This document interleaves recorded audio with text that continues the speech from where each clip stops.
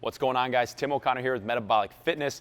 Today, breaking down another one of the foundational movement patterns, right? Today, talking about the hinge, right? The hip hinge. We've already discussed the squat, right, which really focuses on more on what's happening at the knee and the flexion occurring there. The hinge, right, is the flexion that's occurring at the hip, right? Hence called the hip hinge. So movements that include a hip hinging pattern that we perform at Metabolic include the dumbbell RDL, right? You'd grab your dumbbells, make sure we're picking those up off the ground safely, all right? Going through your cadence here, shoulders back, soften those knees to give the hamstrings a little bit of slack, and then we hinge, right? We're pushing the hips back, keeping a neutral spine, going as low as our mobility allows, right? Feeling that tug through the back side of the leg, and then I'm squeezing my glutes to bring me back up to the top, right? Now this is just your traditional RDL, a nice slow stretch, and a nice squeeze. Again, really putting the emphasis on the hamstrings and the glutes. It is gonna work the lower back, of course, right? But we need to brace through the front side as well to make sure that we're not relying on that lower back all too much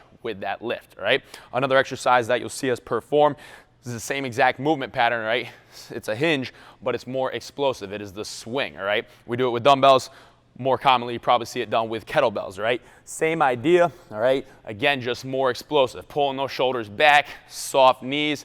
I'm hinging, all right? But now a little bit more explosive on that power through. I'm bringing my hips forward by squeezing my glutes, but I'm standing nice and tall at the top, just as I did with the dumbbell RDL. It's the same movement, right? But now that kettlebell is just moving forward and back a little bit more as you're creating that momentum with the explosive hip drive. But again, you'll notice in both those movements, I'm down to here, neutral spine, and I'm up nice and vertical, standing tall at the top, all right?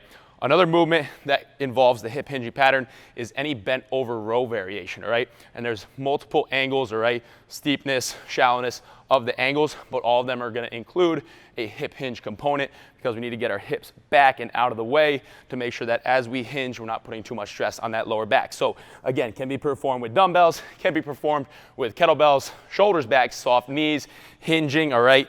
We do a 60-degree row where my torso is a little bit more upright, as you can see here. So relative to the floor, 60 degrees, all right? And I'd be working a little bit more lat emphasis with this one as I'm driving my elbows back behind me. We also do a 45-degree row, all right? A little bit deeper into that hinge. You know you're there when your knuckles are right at your kneecaps, right? Same idea. This is just gonna get a little bit more of that mid-back involvement, all right? And we also do a parallel row, getting yourself hinged all the way parallel to that floor.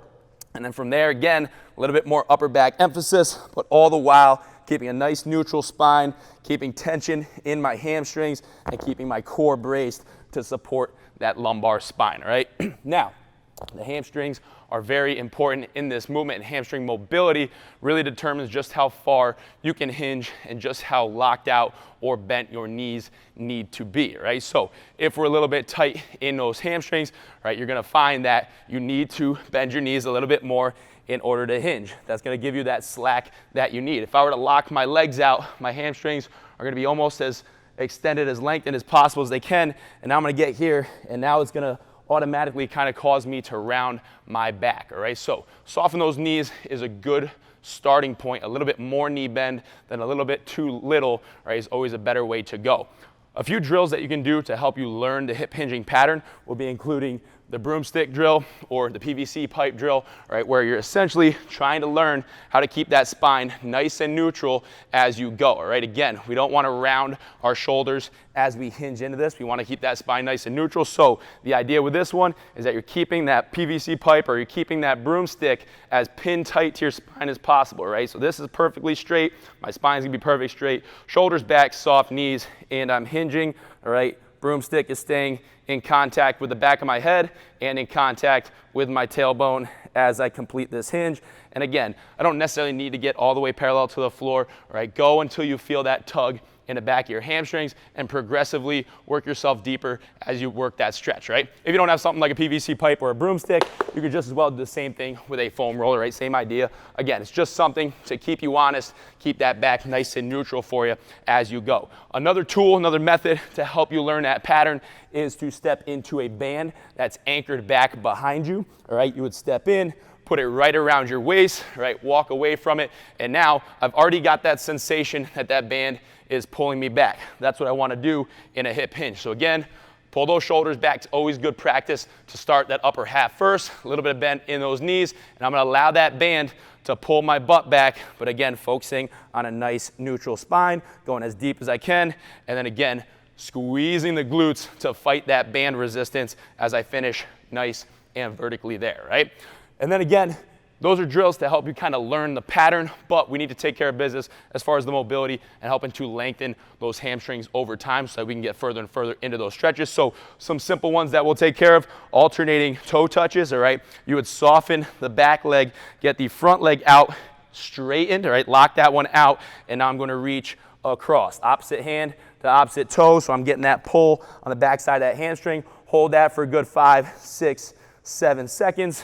Stand up tall and you can alternate this one, all right? Again, the front leg would be locked out in this sense, back knee bent, and I'm going to reach right there across, right? All the while I'm doing it, I'm still trying to keep a neutral spine. I'm not just allowing myself to round, right? One, if I'm doing this stretch, I'm not gonna hurt myself in that sense. I'm not loaded, all right? But I'm missing out on some stretch. If I keep that spine more neutral, if I keep a little bit more of that anterior pelvic tilt, I will be able to get a further stretch through that hamstring than if I were to allow myself to round that back, all right? Something else you got, again, is just the hinge itself, all right? Just working the hinge stretch, 2 feet in the ground, push yourself back, right? Starting with more knee bend than you think you need, and then extending, but again, trying to keep the small of that back nice and neutral throughout, all right? And one more that we'll always go back to is the Spider-Man hamstring stretch. You'll step up in that Spider-Man position, all right? From here now, you will rock back, all right? And you can rock back onto the heel of that front leg. But again, we're trying to straighten out that leg, so we're getting a good pull, we're getting some good quality hip flexion happening here, and that hamstring is getting a nice stretch each time, all right? So those are just a few tips on the hip hinging pattern and where you're gonna see them in a metabolic workout. Let us know if this helped you guys. We'll see you next time.